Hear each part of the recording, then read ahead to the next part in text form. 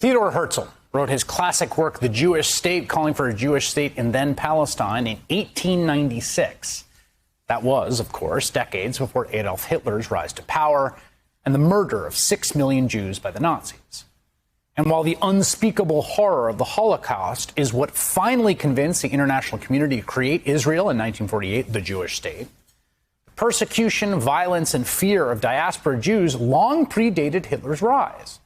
For centuries and centuries, Jews across the world, particularly in Europe, lived in a liminal state of fear. The various governments that had them as subjects could turn on them at any point. And even if the state did not put them in the crosshairs, often it was their neighbors who did. The knock at the door, the mob with a list of names, the pogroms whipped up by demagogues marauding the streets, these were the elemental constant threats that stalked Jewish life on this planet for centuries. It is what brought so many Jews to our shores here in the U.S. in the great waves of immigration in the late 1880s. It is for this reason that the images coming from the streets of Israel right now are so morally shocking. Amidst rocket fire from Hamas and punishing airstrikes against apartment and office buildings in Gaza by the Israeli army, a bout of communal violence has been unleashed on the streets of Israel. Synagogues have been set on fire and Jewish businesses vandalized by Palestinian Israelis in the city of Lod. While mobs of young, angry Jewish Israelis have been organizing on social media and prowling the streets, targeting Palestinians they find in cars and beating them. I should tell you, the footage you're about to see is very disturbing, but it is worth watching. This incident happened in Bat Yam, Israel, where a crowd dragged a Palestinian man from a car and beat him while the news camera rolled. The Israeli anchors used the English word lynching to describe the mob. It was not an isolated incident. This sort of violence and intimidation has been documented in cities like Haifa, Tiberias, and Jerusalem. Israeli politicians, from Prime Minister Benjamin Netanyahu on down, have condemned the mob violence as intolerable. In a video from his office, Netanyahu said, quote, "You can't take the law into your own hands. You cannot come to an Arab civilian and try to lynch him, just as we cannot see Arab citizens do so to Jewish citizens. This will not stand." For the last several decades, critics inside Israel and in Palestine and in the U.S. and in the international community have been sounding the alarm.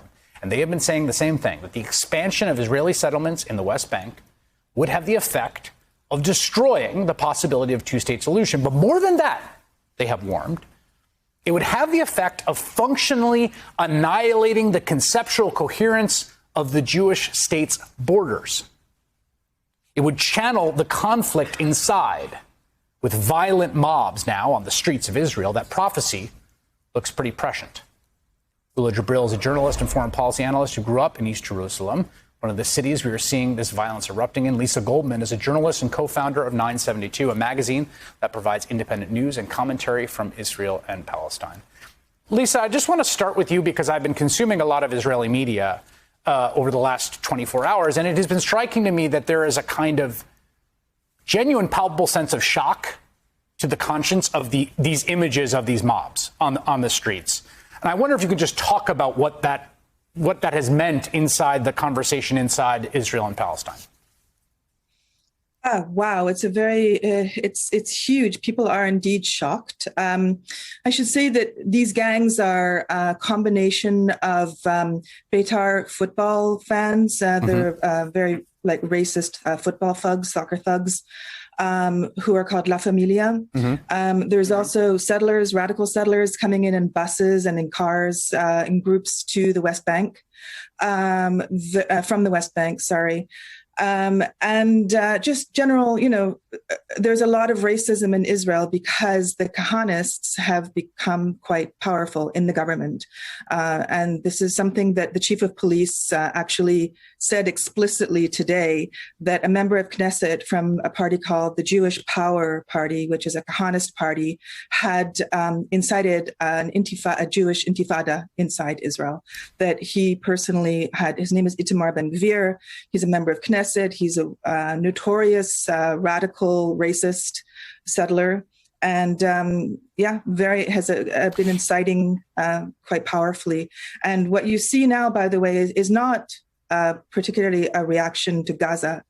This is something that is, there's been a lot of violence growing inside of Israel due to numerous factors that have to do with the inequality between Palestinian citizens of Israel and Jewish citizens of Israel inside Israel. But also, there's, a lot of breaking down of the barriers that used to exist between Palestinian citizens of Israel, or 1948 Palestinians who are, as I said, citizens of Israel, and the East Jerusalem Palestinians who are stateless but have Israeli identity cards.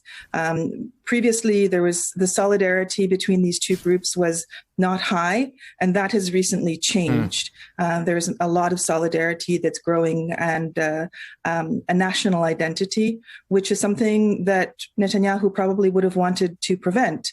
But he was so intent on cultivating the far right to shore up his power and his base that he has unleashed dogs of extreme racism on the streets of Israel. Just for context, when you say Kahanis, that's a reference to Meir Kahane, who is a extremist right-wing rabbi who led a faction. He was actually murdered later in his life. He has been the sort of founding father for a lot of extremist elements in Israel further on. Rula Jibril, you grew up at Palestinian with with Israeli citizenship. Your father was an imam in Al-Aqsa Mosque in Jerusalem. You've written about the conflict for most of your life. What are you seeing now, and what do these images on the streets mean to you?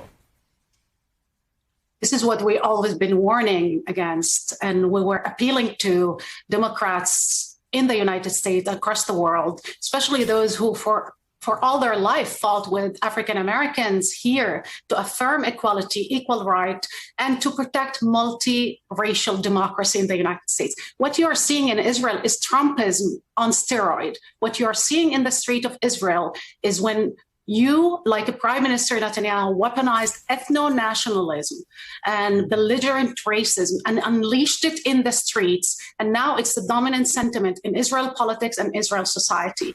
I never in my life seen anything like what we're seeing all over Israel in cities like mixed cities. Supposedly also tolerant coexistence was the character of those cities in Haifa and Akko and Tel Aviv, everywhere. What you are seeing is years and years where these nationalist extremists, the militias, the mob, the equivalent of the Proud Boys, were so legitimized and normalized, and now they're sitting in parliament. And they're Bibi's allies. These are people who will probably form a government. So he's been embracing these guys. So when our government in the United States says that we support Israel, they're asking the Palestinians who are occupied to protect their occupiers. This is what they're asking. In the meantime, they're actually sponsoring, underwriting the occupation in the occupied territories and West Bank, while underwriting, again, the ethno-segregation everywhere else. And the country is imploding. It's not imploding we've seen this gradually increasing, but it's imploding politically, socially, economically, and racially and religiously. And what I fear the most, you mentioned my father who worked in the mosque. In 1984, those extremist Jewish fanatics tried to blow up the mosque. They were caught, they were sentenced, and they were pardoned. In 96, they killed the Prime Minister of Israel, Yitzhak Rabin. They incited against him. They called him a traitor of the Jewish people, and they killed him. The guy that killed him is now Yigal Amir, is a hero of these nationalists. We see where this rhetoric is going, and I fear it's going to be bloodshed, pogroms, and what you saw these nights, it's going to become the norm in Israel and Palestine.